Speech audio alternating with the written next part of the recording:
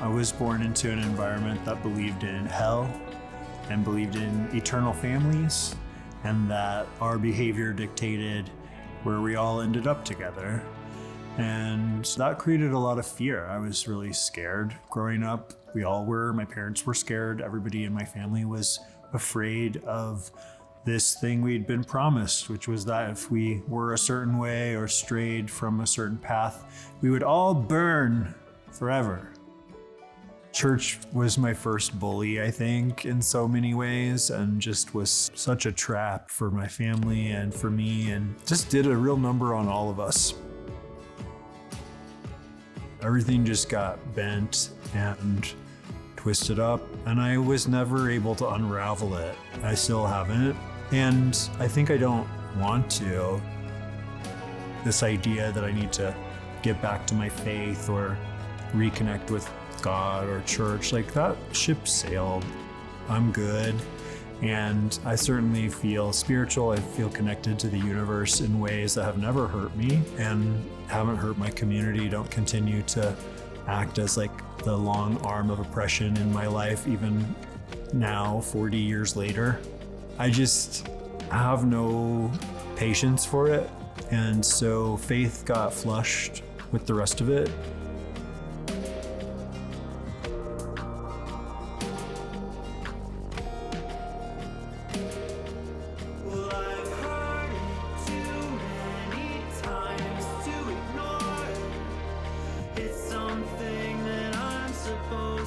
I've done a lot of work to heal, and part of that healing has been to identify the religious trauma that I experienced and just the fact that the church was really the culprit in a lot of what happened.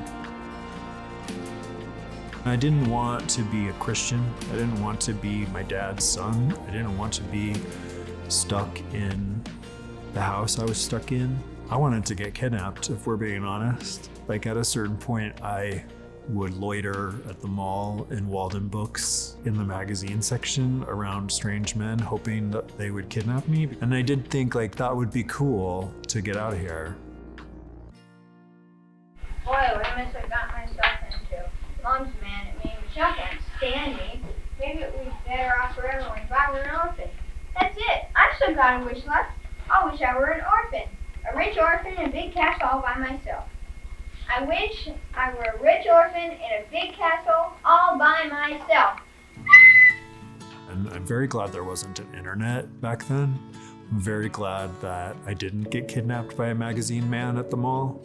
But I certainly felt that it could not get worse than what I was surviving and not able to tell anyone about. And at that point believed that everyone knew and didn't care. You know, there were so many things that would have been solved by a man kidnapping me at the mall. Maybe I should run away and join the circus. Whoa, Benji, that's not the solution.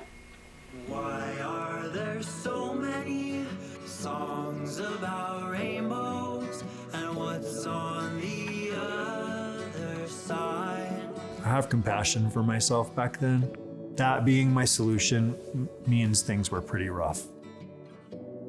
We weren't army brats, just regular brats, church brats. My dad was a preacher and worked at the Christian school, worked in that system of Christian universities, and we moved around a lot.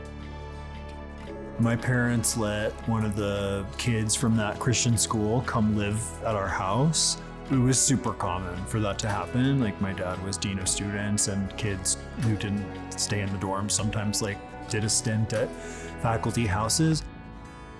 The man that stayed with us really hurt me. He just zeroed in on me being gay, zeroed in on me being a queer kid, and used that to abuse me, used that to really hurt me in ways that went on for quite some time. I know during that process, a lot of how he got me to stay quiet was this idea that if I told, we would all go to hell. It was just my faith and God and my trust in my family and all that. I think it just got twisted up at that point.